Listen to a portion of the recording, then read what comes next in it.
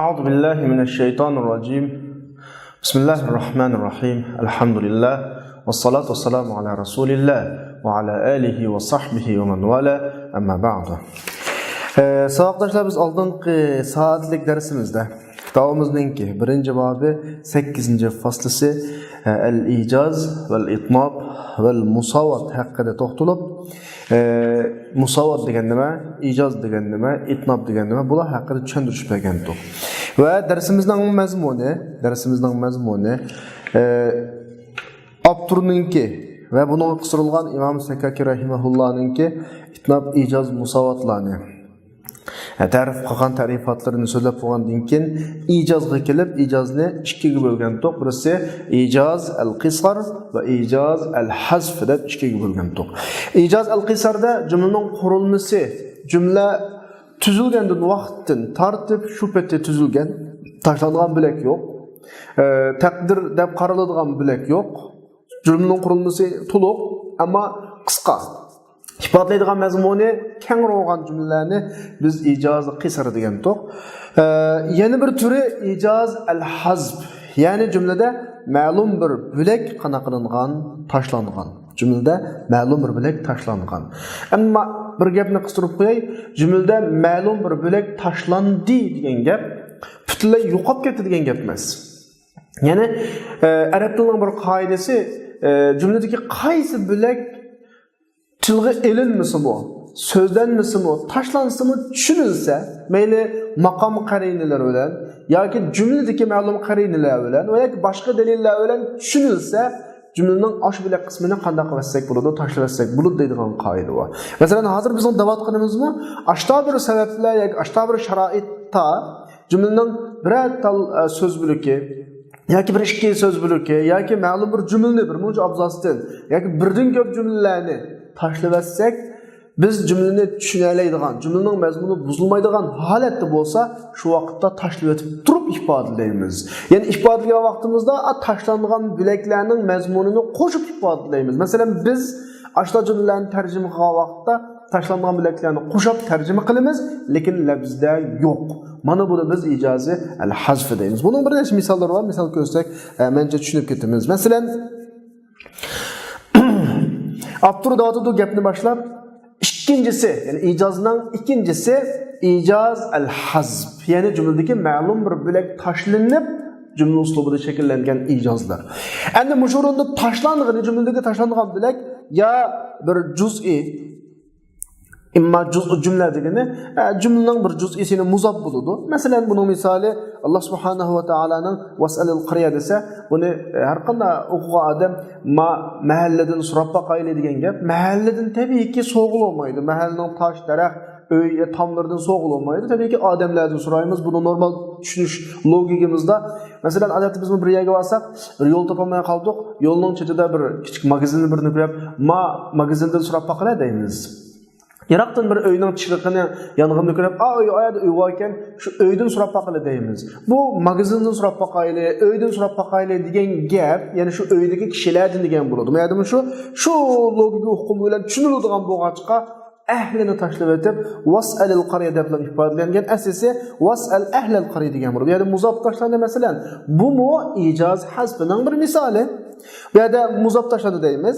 Ya mavsuf tashlanadi. Ba'zi vaqtlarda sifatlar mavsufni o'rin tura oladi. Sifat umumlashib, shu sifatdan mavsuf tushuniladigan holat yetsa, bu masalan anabnu jala talla'us sanaya mata adahu al-amamata ta'rifunani. Ana mashhurunda bu she'r asli rivoyatlar qaraganda Hajjaj Iroqqa borgan vaqtida yuzini yo'gab kelib masjidga, xalqli masjid o'tog'iga vaqtida birlikda yuzini yo'gab olib mana sallasi bilan mihrobga chiqib o'qigan she'r. Ya'ni Hajjaj o'zining tunji qatimliq kishilarga beradigan ta'sirida xalqni bir qo'rqitish yoki aymandirish yuzidan o'qigan she'r. She'rning ma'nosini men Jaloning o'g'lidirman. Tağ bağlardan chiqquchi. Bu yerda bir kinoya gap bor. Jala shu kishilarning hammasi tunuydigan bir qahramonning ismi.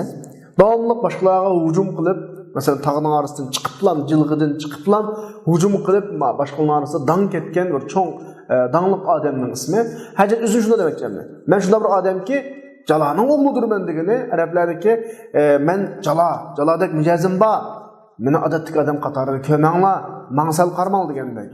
Ve işkiliktim Talla'us sanaya keltirdi. Talla-sanaya. Şu Jalanın iniq sıfatını keltirip emdi. Jılgıladın çıkıpla mucum qoğucu men. Mata adawul amamata ta'rifunani. Şunda sellini yüzümden assam qoysam meni tunishlar dedi. Belki şiirining mazmuni şu, bizga nisbatan muhim emas, ama muhim bo'lgani men Jalanning o'g'li va haqiqatan o Jalanning o'g'li emas u, ama bu sifat. Aslida ana ibnu Jala, ana rajulun ibnu Jala. Jalanning o'g'li bo'lgan bir odamman. Men mushtarak mijozim shundaroq. Nima mijozimni bilolmadi demakchi-da. Yani bu orunda aslında ana raculun ibnu Jala, ana ibnu raculun Jala. Jaladek bir adamның nimasi o'g'li deb mana şekilde keltirilgan Jala sifat ekilib raculun qana qilingan, tashlangan. Raculun tashlangan. Yani sifat sözlüğünde mavsuf tashlangan. Bu bir icazning misali. Yoki sifat tashlanadi deydimdi. Mavsuf qilib sifat tashlanadi. Masalan, va kana wara'ahum malikun ya'khudhu kull safinatin ghasba. Hızır deb rivoyatlarda shunday tilgandir. Yani Musa alayhisolamninki hamroyi. Musa alayhisolam bilan birga bo'lgan safarda kimni teshib etdi? Bu nima uchun teshib etding kimni? Bu bizni sen cho'ktirib etmoqchimi? Deb savol so'radi. Shu vaqalikni menlar bilasizlar. Shu yerda keltirilgan bir oyat bor. Shuni sababini bayon qilib, va kana wara'ahum kimni teshib boshqalar tush kim ekan bu deydigan holatga akab qo'ydi. Nimishqa va kana wara'ahum malikun ya'khudhu kull safinatin ghasba. Chunki ularning oldida boshqa kimlarni evaladigan bir podshohati deydi. Ammo ishga gapni shunday bilan birga kelsak, bu kimni ayibli qilib qo'ydi. Ya'ni buzib etdi kimni. Chunki oldida kim evaladigan bir podshohati. Podshoh evolmasini deb buzib etdi o'g'andan keyin oldidagi podshoh chuqur saq kimlar oladi. O'g'anda kull safinatin sahiha yoki kulli safinatin salima yoki kulli safinatin saliha degan bir hukm kimning keyniga yoshirilgan bo'ladi. Oldidagi kimni tashlab etdi degan gapning dalili bidalil maqablahu oldi. Chunki aning tishi kimni saqlab qolish uchun. Chunki uning oldida ashta tishib etmasa saqib qolsa kim evaladigan bir podshoh otdi. Mana men qarasanglar oldidagi mazmun bilan birlashtirsaklar tashlangan sifatlar chiqadi. Bu xil hukmlarni ham ijoz deb ataladi. Yani o osma fa'aradtu an a'ibaha oldidagi Xizr nomli kishininki degan ifodalagan so'zda men bu kimni bir ayiblik eski kimi qilib deb o'yildim. Mana bu gapning o'zi shuni ifodalaydi, bu podshoh faqat saqo'gan kimni qanday qiladi eladigan ifodasi. Boshqa bir qarinalar, jumladagi qarina, oldi keyingi qarinalar tufaylidan jumlada tushuniladiganlar bo'lsa, jumlaning ma'lum bilaklarini tashlab olsak, bu jumlaning nimda birimiz yana ijoz desak bo'ladi. Masalan, yuqorida bu misol jumla hammasi yuqorisidan kelgan sifat tashlandi, mavsuf tashlandi, mudof tashlandi. Endi keldik. Aw huwa shart. Yoki shart tashlanadi deydi. Yoki qana qilinadi? Shart tashlandigini shart bo'ladi. Xuddi insho babida biz kitobimizda ma tut amr nahi tamanni isfhom so'zlab bo'lib, insho babida ma tutda undan keyin shartni taqdir qilish durust deb bir g'iz gap qildik ya. Ashadimi shart taqdir qilinish deganning o'zi jumlaning ijozligining ifodasi. Chunki biz shu yerda aniq dedik. Keltirgan misollarning hammasi akaldik. Masalan, bu kitobimizning 106-betda agar qulay bo'lib qolsa, kitoblarning 106-betini olsanglar, biz kitobimizning 6-betda inshoni so'zlab kelib, tamanni, istifhom, amr, nahi deb bo'lib, yajuzu taqdiru ash-shart ba'daha deb kelib, layta limalan unfiqhu degan jumla misolga kelib, bu yerda tushun tashlangan bilan in urzaqhu unfiqhu. Ayna baytuk in tu'arrifnihi azur degan shaklda asl jumla ma bilan tashlangan dedik. Shumi ham biz hozir so'zlayotgan ijoz hasbining qatoridan bo'lalaydi. Yani shart tashlangan jumlalarning hammasi ijoz uslublarining qatoridandir. Yani shartni tashlagan misollarning birisi bularning an-nas majziyuna bi'amalihim in khayran fa khayrun va in sharran fa sharrun degan misol mushuni misol bo'ladi. Kishilar hammasi o'zining qilgan ishiga yarasha jazolanib mukofotlanadi. Yaxshi bo'lsa yaxshi, yomon bo'lsa yomon. Bu yerda o'zimizning tarjimamiz chiqib qoldi. In kana khayran فجزاؤه خير وإن كان عملهم شرا فجزاؤهم شر degan şekilde. Demek bu yerda şartning ismi nurg'un tashlanib ketadi bu yerda. Yoki tashlandig'ini shartning javobi bo'ladi xuddi bayotangidek. Demak endi ish qilib tashlansa, jumladagi qanday bir bilak tashlansa va tashlangan bilak har qanday bir dalilga tayinib turib tushunilsa, jumlaning ifodalash roliga ta'sir yetkazmasa, bunun hammasi ijoz bo'ladi. İcazning ijoz hazb surudi. Endi tashlanish bika-bikaga tashlanmaydi. Tashlangan vaqtida bir ifodalamoqchi bo'lgan bir murod maqsadlar bor. U o'zim nima desa, vaqt yakunul hazfu li mujarradil ikhtisar. Ba'zi tashlanish faqat jumla qisqartirish, boshqa ma'no jihati alohida mazmun yo'q. Bunda bo'lib qolsa biz tarjimani shu asbata qilaveramiz, alohida mazmun chiqarmaymiz. Masalan, va iza qila lahum ittaqu ma bayna aydikum va ma khalfakum la'allakum turhamun. Ularga deyilsa, sizlar oldi-keyninglikni qo'rqinglar, sizlar uchraydigan bu dunyodagi azob va oxiratdagi azobdan qo'rqinglar, la'allakum turhamun. Deyilsa, deb gap to'xtaydi. Mushlarni deb qo'ydi oyatda. Bu oyatni bilasizlar-ku, ammanglar. Sura Yasin'ninki 45-oyati. Oyat mishadan to'xtaydi, boshqa mazmunga o'tkiradi. Izoning javobi yo'q masalan. Tashlangan. Nima degan gap desa, mashtaq desak, uni yuz o'rida anglamaydi. degan cümle var. Bu cümlenin neden bilemeyiz? Çünkü ayetnin şunda aldığı qarsak ve zalika bi delil ma qablahu aldığı qarsak Allah subhanahu ve taala'nın ve ma ta'tihim min ayatin min ayat rabbihim illa kanu anha mu'ridin degan so'zni uchurtimiz. Ularga har qanday bir oyat kelsa, mayli buni delil fakt deb olaylik, delil fakt kelsa, yoki buni buyruq, amr nahiy deb olaylik, ularga buyruq kelsa, illa kanu anha mu'ridin. Ular yüz o'riydi. Deb bo'lib, keynidin ve iza qila lahum degandan keyin, demak, mushtaq desak yüz o'riydi degan gapda, oldida ularga nimda qanday oyat kelsa yüz o'riydi degandan deb bo'lib, keynidin ularga mandaq desakmi, hey degandek bizning so'zimizcha, biz palar gapimni anglamaydi. Ularga men palaniyaga borgin deb baqdim, o ishni qilgin deb baqdim, bu ishni qilmagin deb baqdim. Deb to'xtab qolamiz. Nima degan gap bu? Gap anglamaydi degan gap bu. Buni nereden bilmizse oldida o mening gapimni anglamaydi deymiz emasmi? Odatda biz normal paranglarimizda shu xil ifode. Oldidagi jumlaning dalili bilan makaniga jumlaning bir bo'ligi tashlandi. Bu yerda faqat boshqa maqsad yo'q buni tashlashda, illaki jumlani qana qilish, qisqartirish. Yoki tashlash ondan boshqa sabablar, yoki ondan boshqa bo'laklarga bo'ladi. Masalan, ba'zi mustay tashlanadi, ba'zi mustad tashlanadi, ba'zi maf'ul tashlanadi, ba'zi muzofillar tashlanadi va izofatun ma'nan uzilgandan bilan tashlanadi, siri tashlanadi, qasamning javobi tashlanadi. Buni biz nahviy kitoblarimizda dalil topilgan vaqtda fa'il tashlaymiz ba'zi vaqtlarda, ba'zi vaqtda fil tashlaymiz, ba'zi vaqtda maf'ul tashlaymiz, dalil topilgan, qarin topilgan vaqtida, hatto qablu ba'du izofatni uzilgan vaqtda keyin muzofillar bularning hammasi jumlani qisqartirish yoki boshqa sabab tufaylidan bo'ladi. Ve min hadal hazfi mushu tashlashning misollaridan birisi Allah subhanahu va taolaning la yastavi minkum man anfaqa min qabl al-fath wa qatal. Masalan bizning mushu oyatga o'xshaydigan bizning qurilma jihatda mushu misollardan ijtimoiy faranglarimizni misol kelsak, xafliqda qolgan vaqtlarimizda yordam qilib bizga qo'lini uzatganlar boshqalar bilan farqli, o boshqalar barabar emas. Masalan biz bir xafliqni beshimizdan o'tkazdik, qattiq musibatlar keldi beshimizga, keyin bu ishlar o'tib ketdi.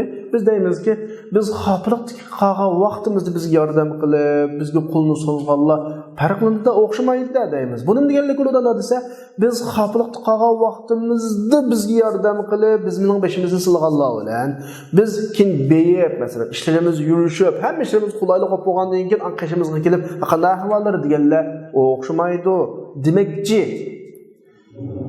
Ama gap tushunildigan bo'lg'achqa, gapning bir tarafini deymiz, bir tarafini demaymiz. Oyatda xuddi shunga o'xshash deydi. Makka fathi bo'lishdan ilgari, musulmonlarning g'alaba qilishi, hukmron bo'lishi ko'zga ko'rinishdan ilgari mol-mulkini sarf qilib, bu yo'lda urush qilganlar bilan qolganlar barobar emas deydi. Kim bilan barobar emas? Undan keyingilar bilan.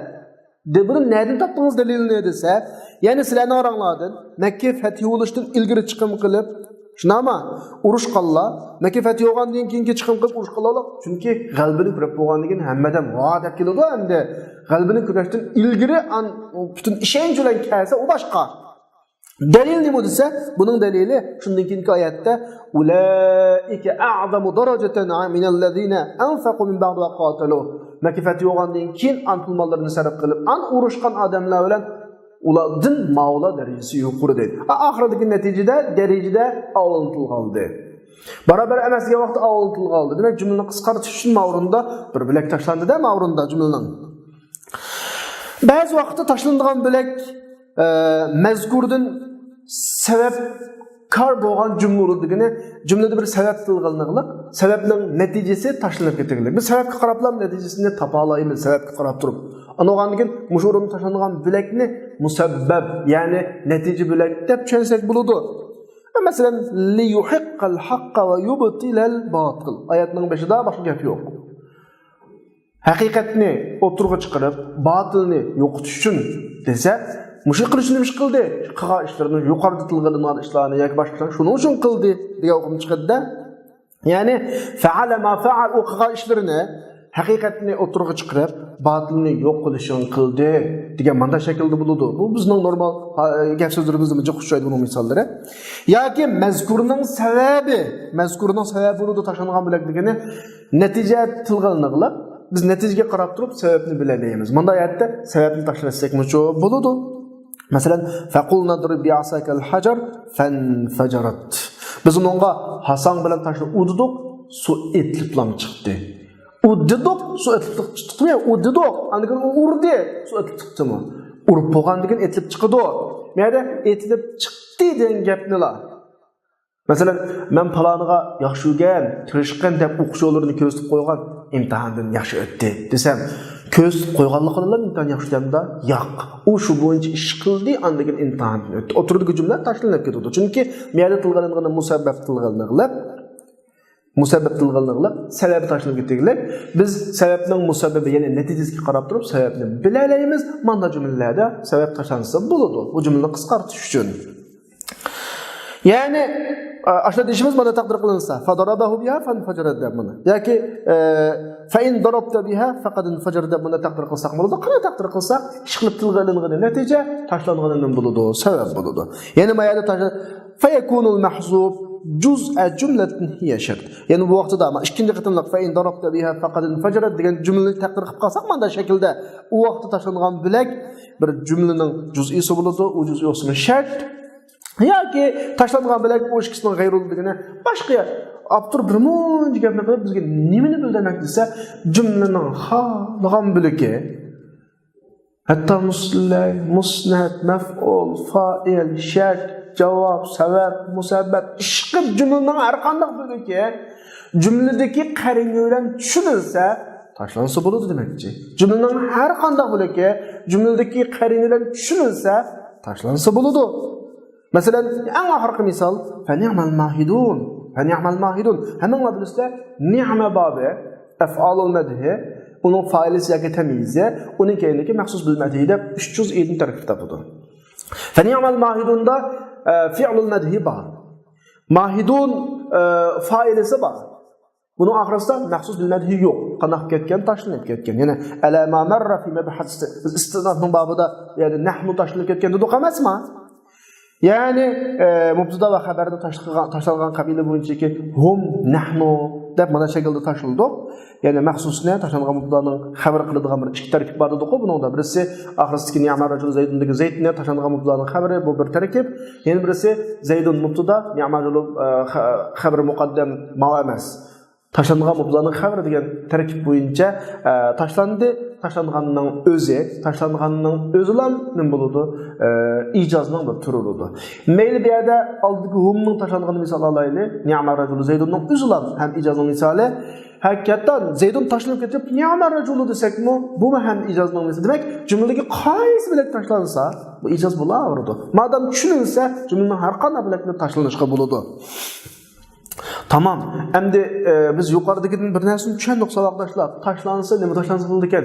Bir to'g'ri so'z tashlansa bo'ladi ekan, ikkisi tashlansa bo'ladi ekan. Hatto bir jumlami tashlandi ekanda, bir jumlami tashlandi ekan. Endi avtorda aytdi, ba'zida tashlanadigan bilak bir jumladan ko'p degani 2, 3 jumla tashlansa bo'ladi. Masalan, Alloh subhanahu va taolaniki ana unabbiukum bi ta'vili fa'arsiluni Yusuf ayyuhas siddiq. Padişah Yaman düştümürünü gördü. Bana təbirini sordu. Heç kim təbir bilməyəndən keyin padişahın qızındakı xidmətçi dərhal Yusuf əleyhissalamı əslab dedi, "Ana unabbiukum bi ta'vili." Mən bu düşdün təbirini sizlərə də biray. Məni Yusuf'a qışqa öyrətdinlər. Dəplan ayət nə götdü? Hey, Sıddiq Yusuf, dəplan gəp Yusuf əleyhissalam bilan paranışıb getdi. Oturdu ki bir monç gəp taşlandı ki, mesela avu padişahı məni əvətdinlər dedi. Padişah əvətdi Yusuf əleyhissalamdan qaşığı kirdi. Andaki Yusuf əleyhissalamdan kürüşüb Yusuf əleyhissalam dedi ki, "Ey Sıddiq deyiş, oturdu nurgun cümlədə." Yani فأرسلوني إلى يوسف لأستعمره الرؤيا ففعلوه فأتاه وقال له bir cümle taşlanıp getirdik. Manda ahval var. Bunun mühemmesi taşlanğan böyle hesaplanıp hatta bir cümleden köp bolsa mı icaz hazfinden bir türlü oldu. Yani savaqdaşlar kallanıldı bir noktayını koysun taşlanğan böyle bir tal söz, iki tal bir cümle, iki cümle, hatta onu çıkıp cümle terkibide biz başka qarinlarga tayinib turib tushungilan bo'lsa, başka qarinlarga tayinib turib qanday qilib bo'lsa, tushungilan bo'lsa, xalqan bilaklar qanday qilib tashlanadi, madam ma'noga nima yetmasa, xalal yetmasa. Grammatikimi asosan bunga yo'l qo'yadi. Grammatikimi hatta bunga yo'l qo'yadi. Qarina topilgan vaqtda jumlaning har qaysi bilaklarini tashlashga grammatik yo'l qo'yadi. Şunu bilan hasb masalasi oxirlashdi. Endi hasb qilgan jarayonda bunda bir ishga ahvol olib turdi. Hasb ala wajhayn. Bir bilakni tashlagan vaqtda ikki xil holatda bo'ladi. Birisi mahzub bo'lgan bilakning o'rnida bir narsa turadiligini biz yuqoridagi tashlangan bilaklarning hammasida oxirini va moqirini va ani deb o'tdik masalan. Bir narsa tumaydi doqlar yo'qam. Masalan biz qarina oldikendiga qaramaga qarab turib tashlanganini bildik, ammo tashlangan bilakning o'rnida bir narsa yo'q. Mesela baştan tartib akaga misollarning hammasida paloni bilak tashlandi, pukuni bilak tashlandi, an tashlandi dedik. Tashlanganning oldikeniga qariniga qarab turib tushundik, lekin tashlangan bilakning o'rnida shuni ifodalaydigan bir narsa yo'q. Bunda ahvol oldu. Yoki va yo'qam degani, yoki mahzub bo'lgan bilakning o'rnida shuning o'rniga bir narsa qo'yib qo'ygan ahvollarimiz ko'p bor. Masalan, va yukadzibuka faqat kuzibat rusulun min qablik. Hey Muhammad aleyhisselam, siz bir aramlık ketmang, içinizni pushamang. Ular sizni inkor qilgan bo'lsa, sizni yolg'onchi degan bo'lsa, sizni kazzab degan bo'lsa, siz xapamang demakchi. Isbir demakchi. Fala tahzan demakchi. Lekin isbir tashlandi, fala tahzan tashlandi. Ya'ni jumlaningki jazo bo'ligi tashlandi, shartning jazo bo'ligi tashlandi. Tashlanganning o'rniga faqat kuziba rasulun min qablik keldi. Asli sabr qiling, bearam bo'lmangning o'rniga sizdan ilgari nurg'un payg'ambarlar inkor qilingan ya. Bu sizning inkor qilgan emas ya o degan shaklda ma'no kelib qo'ydi. Ya'ni ma'runda fala tahzan wasbir degan shakl tashlangan bilakning o'rnida kuziba rasulun min qablik. Birisi imtihon o'tolmay bolam, yomon ish shu, ma'ayta salqiyat degan emas bolam. O imtihonni o'tolmagan bo'lsangiz, hech qisi yo'q. Yeni tirishsangiz bo'ladi, o'talaysiz deb rag'batlantirishdan jumlalarda. Imtihonni o'tolmagan bo'lsangiz, o'tolmagan nurg'un ballar bor deb qo'yamiz. O'tolmagan nurg'un ballar bor, asli maqsad emas. Bizning maqsad imtihonni o'tolmagan bo'lsangiz, o'yingiz bakchib ketmasin. Ma'o asli maqsad. O'zingizni tashlayotmang, asli ma'o chatdan jazosi. Buni tashlab etib sizni boshqa o'tolmagan nurg'un ballar bor deydigan majmuni akab qo'yamiz. Ya'ni mahzubning o'rniga bir narsani tug'zib qo'yamiz. Bu bir hazbidagi bir jarayon. Endi mushu vajhining dalillari degani biz tashlangan bilakni muayyanlashtiryapmiz yuqorida. Masalan, jumlada mayli so'z tashlansin, ikki tashlansin, bir jumlaga ko'p jumla tashlansin, palan tashlangan bu yerda bunda gap bor deb. Do'qo yuqorida, masalan, mavjumilda pukun mushuni qanday topamiz, qanday muayyanlashtiramiz desa, mushu yo'lning dalillari, ya'ni mahzub tashlangan bilakni muayyanlashtirishning dalillari intayin ko'p. Birisi aql uning dalolat qiladi. Ya'ni bunda qarab taqib o'zimizning aqli o'ylab bilan buni bayqab chiqa olamiz. Yani maksat nima desa al-azhar ala ta'yin al-mahzub. Yani mahzubni muayyanlashtirishga aytib ro'shan edi. Maqsad eng tayin ochiq. Masalan, hurrimat alaykumul maytat desa, o'zlab qolgan hayvon sizlarga harom qilindi desa, bu normal aql odamning hammasi o'zlab qolgan hayvonni yeyish, aklu degan gapni bilalaydi.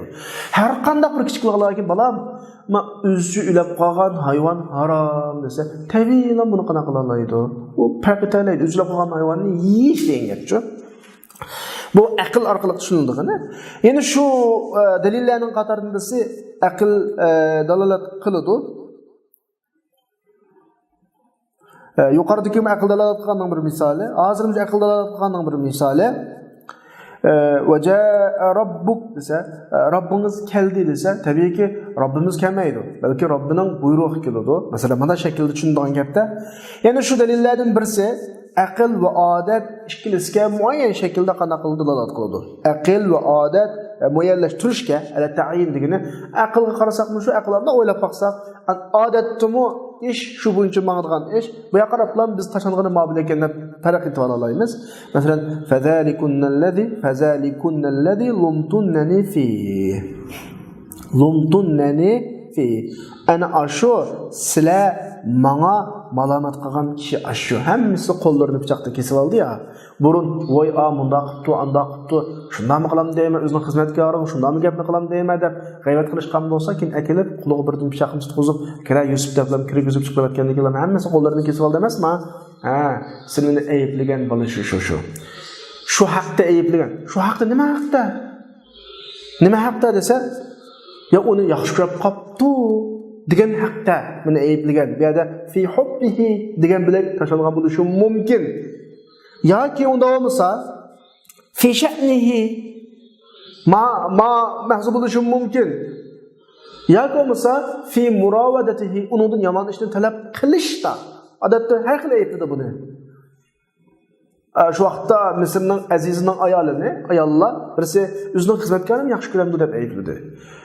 Shu balini debmi mushta ish chiqamdi deb aytdi. Shu o'zining xizmatkorini shuni yamanchilik qilishni talab qilamdi. Martabalik bir oila, bir Misrning podshohi turib deb buni aytdi. Ish qilib aytish emasmi? Mishada lumtunani fi hizmirna fi hubbihi degan mahzubat qilma ehtimoli bor. Fi murowadatihi uni talab qildi deganga ehtimoli bor. Fi sha'nihi shu balani debmi deganga ehtimoli bor. Bunda muayyanlashtirilgan ishlar var. Bu her bir hamda ma'ning ehtimoli var deganimiz chunki ashuna hammasiga atrofdagi dalillar dalolat qilib turadi. Masalan, hubbining dalili ashu oyatning oldi keyinida qad shaghafaha hubban. Musa Yusuf alayhisalom o ayolning kallasini bir etgetdi. O butunlay yaxshi ko'rib qoldi-da, deb oyat va oyatda. Ma'ning qargan vaqtda shu yaxshi ko'rdi deb malamat qilgan deb taqdir qilsak bo'ladi shu mahsubatni muayyanlashtirsak yoki talab qilish masalasiga olsak bo'ladi. Chunki dalil turavidu fataha an nafsihi degan oyatmi bor. O ayol o'zining shu xizmatchisidan yomon ish qilishni talab qildi deb-chu. Menga qarab, asli meni yomon ishni talab qilib turmush bir xizmatchidan mo deb aytgan adam shu deb man taqdir qilsakmi ehtimol chunki dalil bor. Sha'nihi desak bunu shu balani deb desak, balani degan vaqtimizda hammasiga am bo'ladi. Uni yaxshi ko'rganmi shu, talab qilishmi shu balani deb, sha'an degan gap, shu balani debmi, shu bala haqida, shu bala yusidan meni malamat qilgan sizlar deb fi sha'nihi deb taqdir qilsak, eng go'zal bo'ladi chunki bala yusidan shu balani deb taqdir qilsak, hubni o'ziga oladi, murovatini o'ziga oladi. Ya'ni hatta yashmalar hammasi o'ziga. Demak, odatni qarasak ikkinchisiga dalolat qiladi. Odatda birovlarga "Mashtash nima qilamdi?" deb malomat ko'p hollarda yomon ishni talab qilishga bo'ladi. Yaxshi ko'p qolganga odat hech kim aytilmaydi. Chunki qalb insonning qo'lidagi narsa emas. Bir odamni yaxshi ko'ray deb yaxshi ko'radigan va yaxshi ko'rsam bo'ldi deb yaxshi ko'rmaydigan narsa emas. Odam o'zi xolamay nurg'un insonlarga oshiq bo'lib qoladi, nurg'un ishlarni qilg'is kelib ketadi shundami? Shu odatda muhabbatga, oshiqqa malomat yo'q odatda. Odatga qarasak, har qanday oshiq bo'lib kelsa, yo'ldan chiqish to'g'ri emas. Odat ma'ni aytlaydi. Unda odatga qaragan vaqtida qaysiga ma'noda shu murovatga mana shu ehtimoli bor. Odat ikkinchisiga dalolat qiladi murovatga. Chunki hadisda aytib ketgan muhabbatning sohibi odatda malomat qilinmaydi. Chunki muhabbat insonni besoladi. Qahligini insonning kuchi yetmaydi u muhabbatga. Demak, yuqorida mahzufning tashlangan bilakning qaysi ekanligini aqlimiz bilan o'ylab ve adet qarasaqlan nima ekanligi muayyanlashdi ma'runda. Demak ayadiki lumtun yani fih tiki taşlanğan bilekning nima ekanligini adet muravadaga qana qildi ibodat.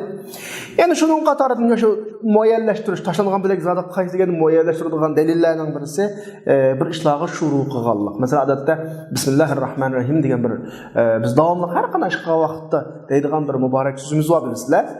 Mushu so'zni arabcha tahlil qilgan vaqtida bu yerda faqat Allohning nomi bilan deblan bir jumla bor. Başlayman, qilman, itiman, yeyman, o'qiyman deganda gap yo'q uning oldida. Ama tabiiyki biz nima ishni shunda boshlab bismillah desak, taşlanğan bilek qaysi bo'ldi? Bizning boshqa ishimiz bo'ldi. Dasxona kelib qo'yib, qo'limizni tomoqni elib, qo'shiqni elib, bismillah desak, Allohning nomi bilan yeyman degan bo'lamiz. Qo'limizni shunda Qur'onni elib Bismillah desek Allah'ın namına okuymayız degan bo'ladi. Shunda mashinaga chiqib bismillah deb ochibni açsaq, Allah'ın namıyla mashina hayday. Demak, tashlangan bilakning nima ekanligini bizning qilayotgan ishimiz belgilaydi. Shu yerda bir ishga shuru qilishligini shu.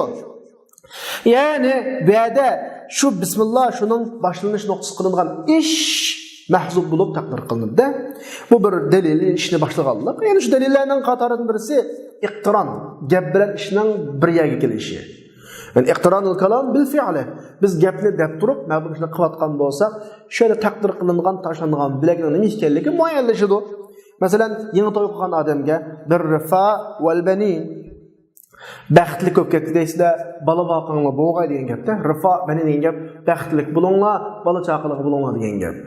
Endi to'y qilib, bugun to'y oldu, biz to'y o'ynayapmiz. Shundan nikoh o'qigandan keyin biz ham ha, barakallohu fik va barakallohu fikuma lakum va jamaa baynakum bir rifa val banin degandan keyin bir rifa val baninda nima yo'q oldi keyinda.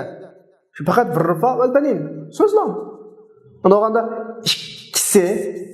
ikki so'z hech nima ifodalamaydi normal ifodalansa. Cho'qim tashlangan bir bilakning bog'liqini bu yerda o'ylamasak, rifa bilan saodat bilan va balo bilan deb gap chiqmaydi. Cho'qim balo bilan va saodat bilan bir ish qilish kerak ekan, bir tashlangan bilakning birisi bo'lish kerak.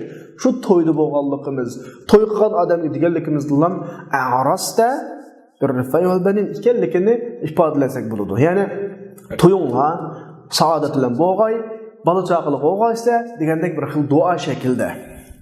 Demak, ma gapning muxotabning tuyg'i bir kelganligi, juplashganligi, ya'ni to'yda deganligimiz shu gapni bu yerdagi aslisiningki bir rifa val banin arasda mushta tuyungiz mushta bo'lg'ay degan gap ekanligini ifodalaydi. Demak, Abdurrahim bir necha dalillarni muayyanlashtirgan, tashlangan bilakning muayyanlashtirilganini ifodalaydigan so'zlar berdi bizga. Ammo bundan boshqa dalillar chiqishi mumkin. Nurg'un misollarni oldik, uni tashlangan, buni tashlanganligiga. Ammo bundan boshqa shakllanish, tashlanish shakllari bo'lishi mumkin. Ammo bilmoqchi bo'lgan narsamiz nima desak, o'quvchilar, jumlaning har qanday biligi deliller bilan tashlanganligi bilinsa, ifodalansa, tashlansa bo'ladi. Delilga qarab turib, qanday shakldagi dalil olsun, tashlangan bilakni muayyanlashtirganligi bo'lsa, gapni texmi xulosalasak, cümlenin mazmuni buzulmay, mutakallimning demakchi bo'lgan maqsadi to'liq ifodalansla, cümlenin qanday shaklda keltirsak bo'laveradi. Buni grammatikaga xato demaydi. Chunki biz kitobni boshlab oldik. Balog'at degan nima? Balog'at mutakallim o'zining muddaosini to'liq ifodalash, maqomni to'liq tasvirlash qanday shaklda tasvirlangan bo'lsa, shunday shaklda jumlani keltirish xato emas. Şuna taşlanırsak ifadalanan şopqat taşlanatımız. Artıq keltirsak ifadalanan şopqat artıq keltirimiz inşallah. Dersimizde itnab keldik emasmi? İtnab degan nima desa, maqsadimizni ifodalash uchun jumlani artıq keltirish. Maqsadimizni ifodalash uchun kam keltirish to'g'ri kelib qolsa, ijozga o'xshash kam keltirimiz, kamma emas, artıq emas, udul keltirsak maqsadimizni ifodalash udul keltirimiz. Demak, balog'at degan nima desa, maqomni tasvirlash, muddani ifodalash, nimani talab qilsa, şu boyunca cümlenin keltiriş balağat hesaplanıdı. Biz muşunu balağat deb düşünüyotgan hazırki so'zlayotganimiz dal şu, muşta ahvollarni anglab qo'yinglar. Bu bundan keyinki meyli Qur'on yoki hadis va yoki boshqa kitoblarni ko'rgan vaqtinglarda, yoki siz bir narsa yozgan vaqtinglarda, yoki boshqa yozgan tushungan vaqtinglarda mushu bo'yicha qanday qilsanglar bo'ladi. Tushensanglar, mushu prinsipni qilib turib kengaysanglar, mazmunni kengaysanglar bo'laveradi. Bugungi dersimiz müşahede tutulsun. İnşallah dersinin ahirisinin itnabını kila saatlik dersi sözleyimiz. Ve ahiru da'vana enelhamdülillahi rabbil alemin.